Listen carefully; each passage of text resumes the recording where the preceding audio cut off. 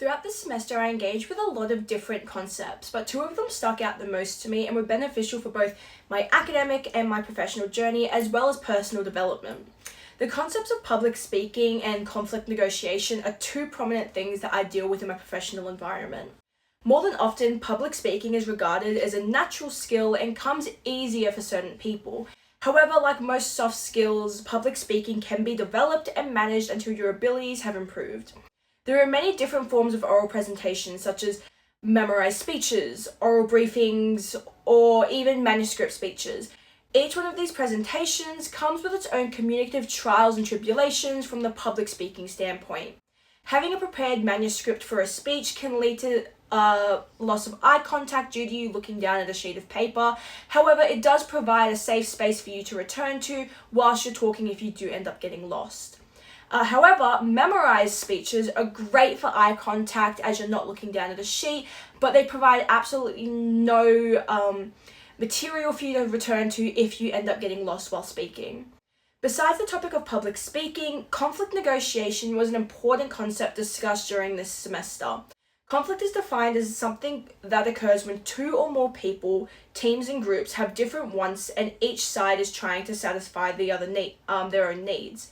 Conflict and negotiation are prevalent in day-to-day instances, for example, having conflicting opinions with a friend or work-style conflicts. My occupation currently is a boxing referee and judge, R&J for short. Within this job, anxiety and stage fright are things I deal with very, very often, and understanding where the anxiety stems from and how to overcome these anxieties is crucial for my development within my role. To minimize stage fright and anxiety, strategies mentioned by Dwyer such as visualization, relaxation, and deep breathing are beneficial to center myself whilst refereeing a fight. Through implementing these public speaking strategies, my composure, decisions, and actions whilst in the ring aid in boosting my career further as a referee. While being a referee and judge is great fun and has an amazing community, that does not mean it doesn't come with its conflict and hostile situations. As a female in a male-dominated field, it is already difficult to insert myself into the sport, especially from the technical side as a referee, where I need to command that my presence is known by the fighters.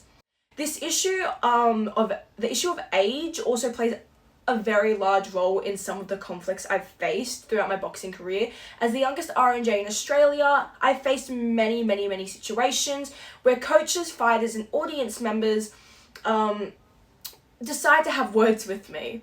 From this article, The Role of Referees in Professional Sports Contests, it states that referees are becoming the target for public scrutiny, and I can acknowledge this from first-hand experiences.